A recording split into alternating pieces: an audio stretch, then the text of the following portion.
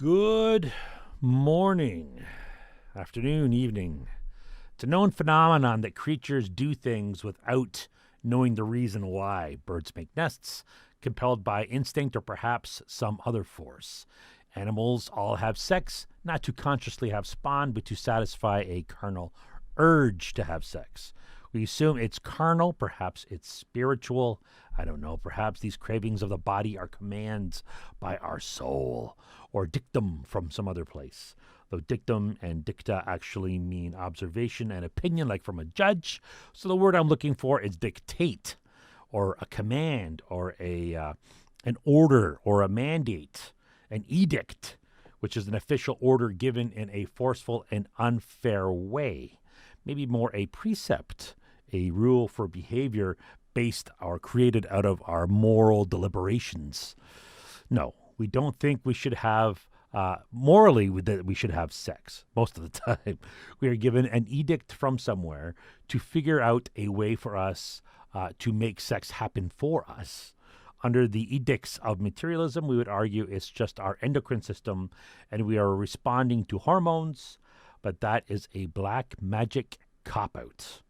Blaming our endocrine system is as a cause is an assumption of causation just because there is a correlation with no explicit mechanism other than A plus B apparently occurring coincidentally. Therefore, A must cause B, which we all know is a logical fallacy, and a pretty famous one called the causation correlation fallacy. There's even a Latin name for it.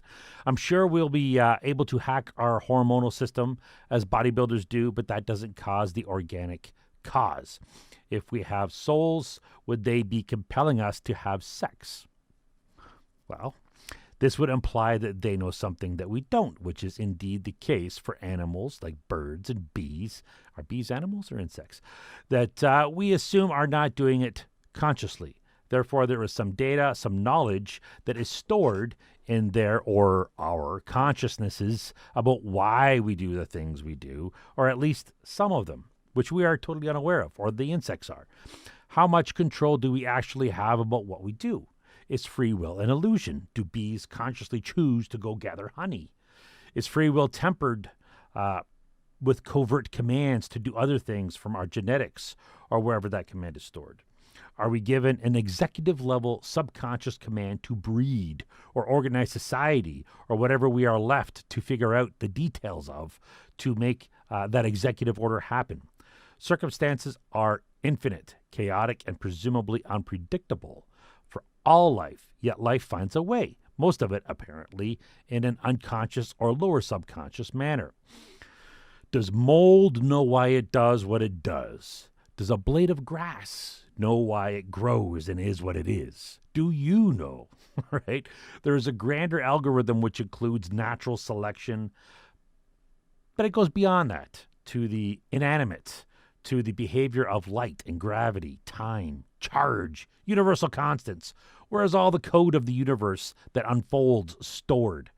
Well, we claim that the code for life is stored in our DNA, but that's a non-answer cop-out.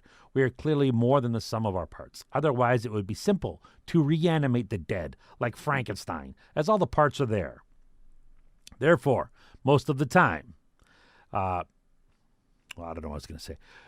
So there's clearly our overt consciousness and covert subconsciousness. How much of the subconsciousness is us? Would we have to pin down and define the awareness of ourselves, our awake consciousness as us, the thing that I'm referring to? The awake part of you, your mind that you are aware of right now. So the subconscious part of our minds would be alien relatively to that awareness that we feel as us, our soul. So there it is. I just defined the soul, and it exists. It is the conscious part of us that we are aware of. Now the question is, does it exist independent of our bodies after we are dead? Nihilistic materialism would argue no, but they are arguing from a position of ignorance, as they don't know. They are just asserting based on the edicts of their randomly chosen dogmatic monism. Clearly, not all of our desires and actions are based on our overt conscious reasoning. Our awake mind is clearly manipulated by our subconscious mind.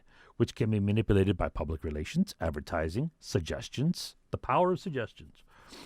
It's not for debate, as it's proven that we are often repeatedly tricked to think we decided something that was pre-decided by some scumbag public relations group or steering committee.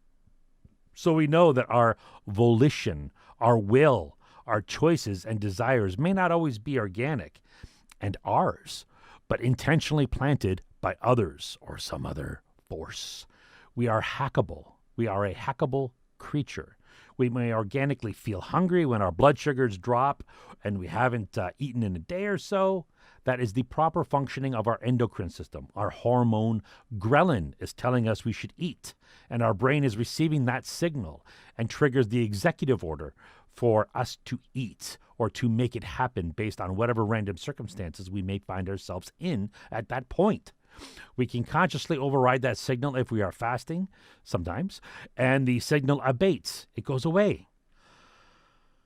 But evil corporations, big sugar, big pharma, the medical industrial complex, and everyone else who makes money from our gluttony and ill health would not be opposed to our endocrine systems being hacked to the point where we may feel physically ill if we haven't eaten in just a few hours.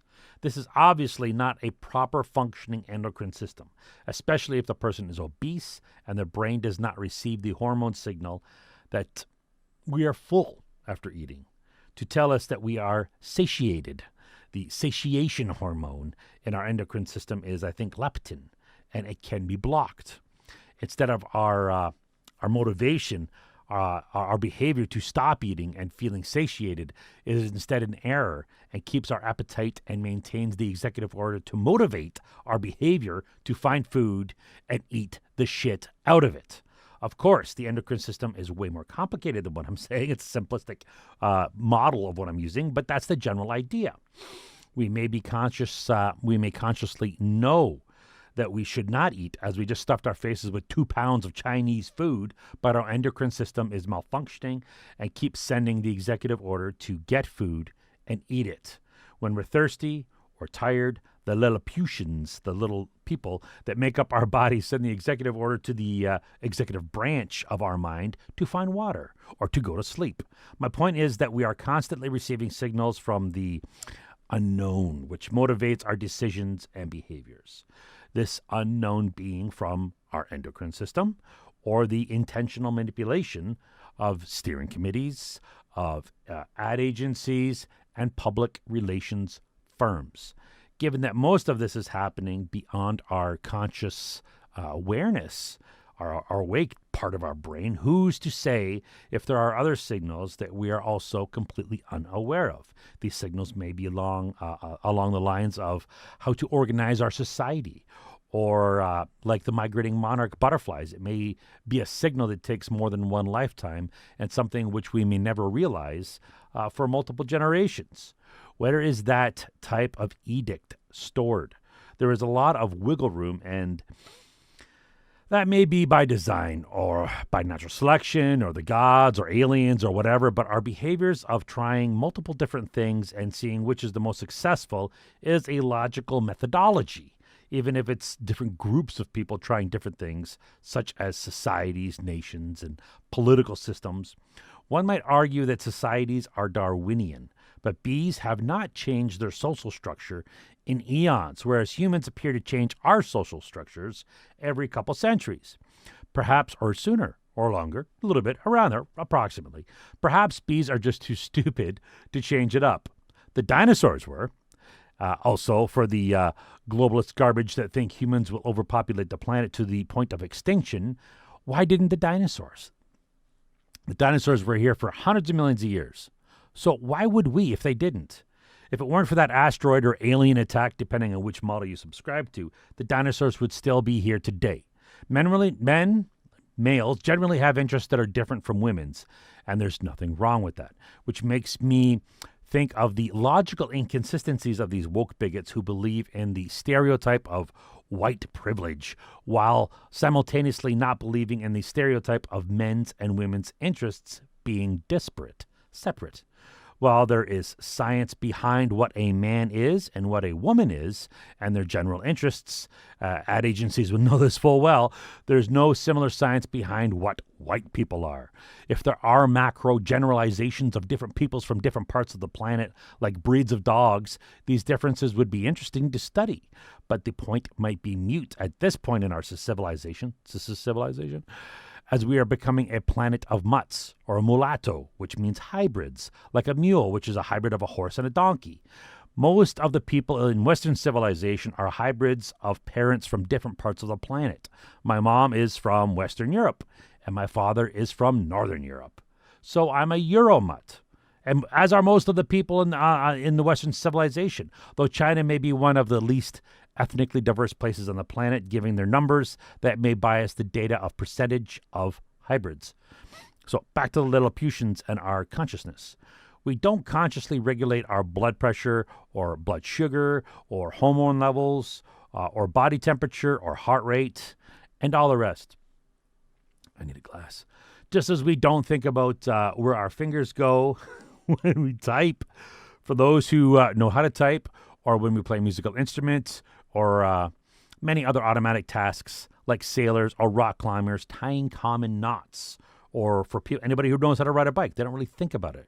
We have a non-conscious part of our mind that we can slip into and temporarily control, like breathing. We can consciously hold our breath, but most of the time we let it go in automatic mode. So there are clearly different levels of consciousness in us. This autopilot mode of our consciousness is not part of our soul, as I defined earlier, which is just the conscious awareness of what's going on, right? It's absolutely at a separate level that our conscious perception, but it's not distinct. It appears to be a gradient from awareness to awareness. Some people can apparently pause their heart when shooting. Perhaps with practice, many may be able to control their body temperatures or blood pressure or even our endocrine system, but is definitely a different layer of consciousness than the awake part of our minds, the soul part that I defined earlier. It's a different level of perception. Is perception a form of reality or just an interpretation of reality? The objective materialist would argue that, of course, perception is just an interpretation of reality, you dummy, right? That's what they would say. And I would tend to agree with that, but it may not be the case. So therefore, what is reality? Objective reality is typically defined as something that occurs external to our minds, to us, and that occurs and others agree with or concur to or concur with. But this is the logical fallacy of the mob. And objective is defined as something based on facts. And facts are defined as something that is true. And truth is defined as something that is based on facts. So that whole loop is the well-known logical fallacy of circular logic. And the fact that our objective reality is really a construct that occurs inside our skull as the light, sound, other signals from reality are picked up by our transducers, our sensors, our senses. And that signal is literally converted to an electrical signal in our brains, which is sent deep into our minds, where it is compiled and interpreted or hallucinated from our imaginarium into this delusion that we perceive as external to us as objective reality. But in reality, it's all happening deep in our skull. So our interpretations of objective reality are actually occurring deep in those melons. Objective reality is really just a sea of data, signals that we have interpreters for, but there very well may be, and most likely is, a lot more going on in objective reality than we have sensors or interpreters for. Just as we are duped by dirtbag magicians and ad agencies, there would be a whole lot of other misinterpretation going on inside our skulls. That people argue objective reality is agreed upon by other people has zero bearing on the truthfulness or realness of something. As we know, the mob can be, and often is, completely wrong. If the mob collectively agree on a falsity, is that mass delusion or just mass error? Some may argue that it's impossible, as objective reality is defined by what the mob agree to, which is insane given that we know it's a logical fallacy. If a mob tentatively agree on something and agree it is at present the best guess based on evidence at hand, then we have science, which is, despite claims from the idiots and public health, news media, and government, the science is never settled, even though they claim it is. Science, by definition, is tentative and based on the best data available. Right. So given this bit of logic, we could infer that objective reality, as defined as what the mob agreed to, should have no precedence or bearing over our interpretation of reality as individuals. It is not more important than my interpretation, but experience should show us that there is validity to confirmation of something from others, as they may have a better signal-to-noise ratio, a better interpretation of the event. They may have seen something that we didn't, or maybe they're not as tired. Maybe they observed something. We didn't observe it. So that may not be, yeah, it may just be bullshit. Which, of course, may be a compromised node in the network. I don't know.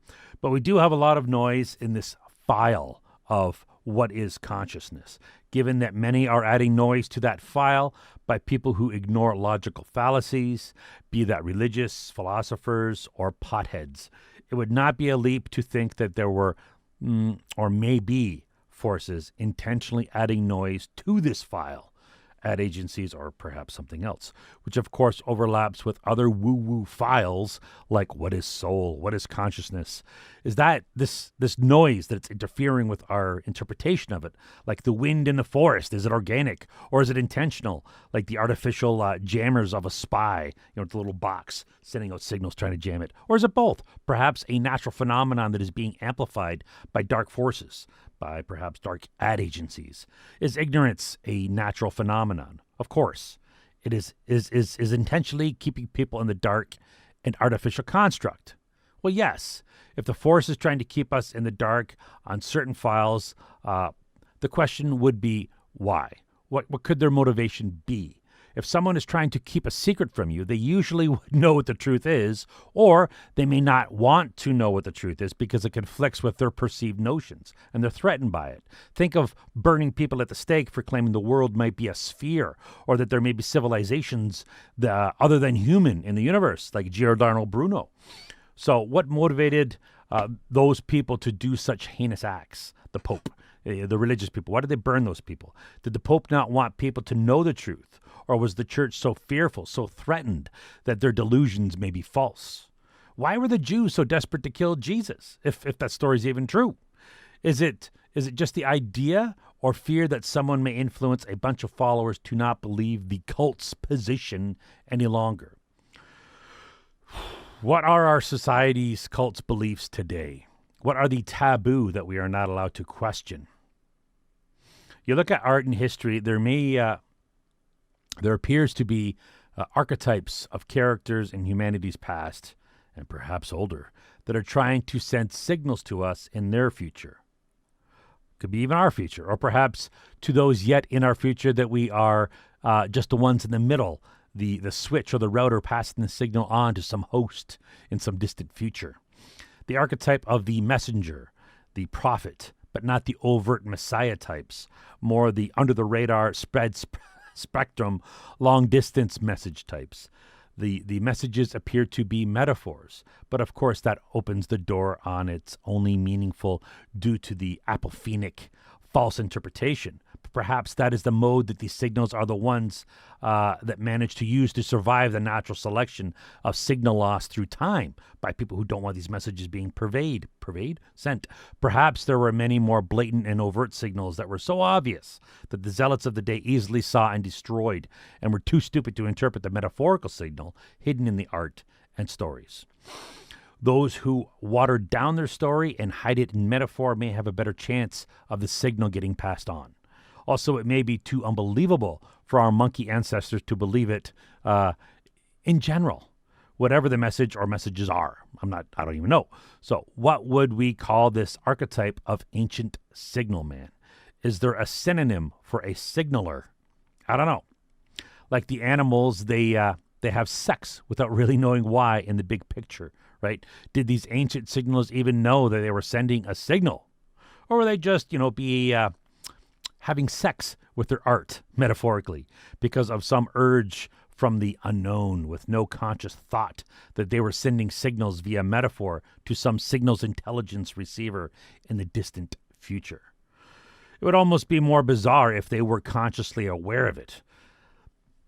They would surely come off as a nut bar back then, even today. That would also imply a conscious connection to reality that is much greater than my monkey brain is currently capable of handling. Or is it? I mean, if I'm coming up with the narrative, it is self-evident that it's not beyond my monkey brain, if my monkey brain is actually creating the narrative right now.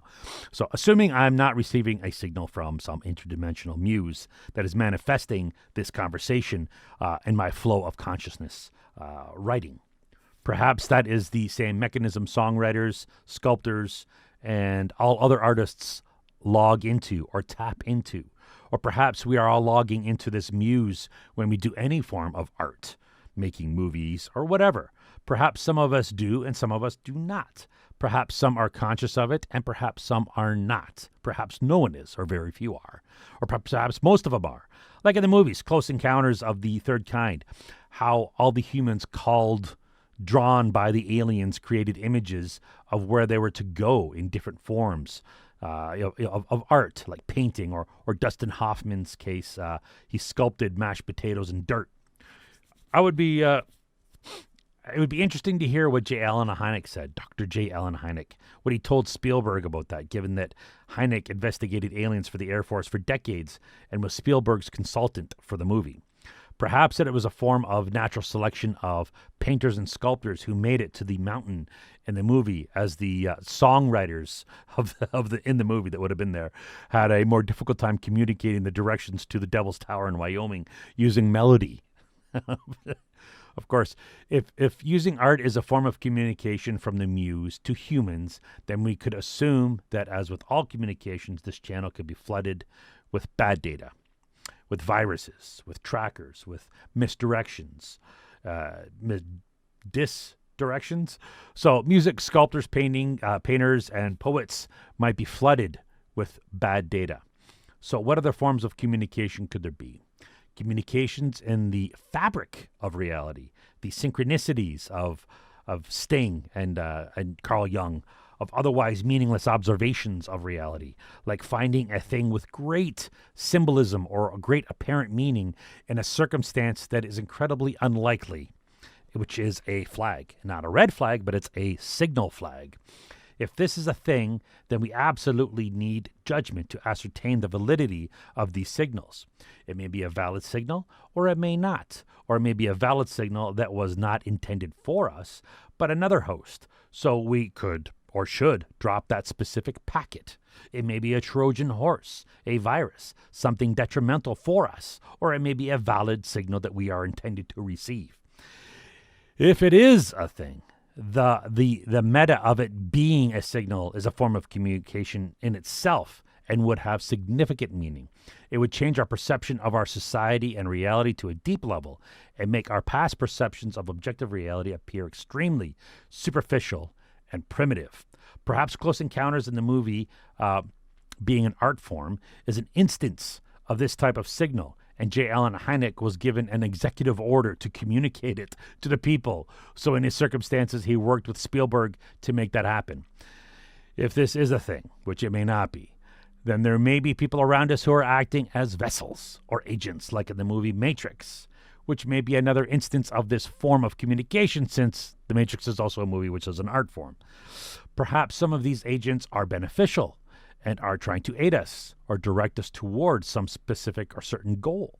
Or perhaps they are malevolent agents fighting us, preventing us from achieving some goal, whatever that goal may be. I don't know. Maybe it's different goals. I would assume there's more than one goal. Or they may be benign, different agents, neither aiding nor attacking. So this begs the question, what would this goal or goals, what would they be? Would they be unique to the individual? From this discourse, it would appear the goal is exploration of consciousness, soul, and reality, as well as the awareness of all other forms of consciousness that may appear to be alien to our modern sensibilities. This is the universal question of science, of religion, of philosophy, and even Monty Python. What the F is this? This reality, this life, this existence, space, time, etc. What is all this stuff? Perhaps we are not all tasked with this detail. Perhaps, like bees in the colony, we are all assigned jobs for the greater good, that we don't know the mechanism behind this, right? Then it would appear that our lots in life are somehow preordained, and some got the short end of the stick, or not. So what drives us to do what we do in life may be the same mechanism that is beyond my understanding. These ideas have been pondered since before time, since before my time, since before everybody's time that's alive today. If that's the case, then why haven't we cracked the code? Or is our growth of knowledge an internal unfolding of this code? Is it an infinite pool to draw from and we are in some grand while loop? I don't know, but I do know that I enjoy diving into the pool and swimming with the other kooks, the Aldous Huxleys, the Jim Morrisons, and the Dr. J. Allen Hyneks. What happens if we find out it's all just a grand illusion? What happened when we found out the world was a sphere?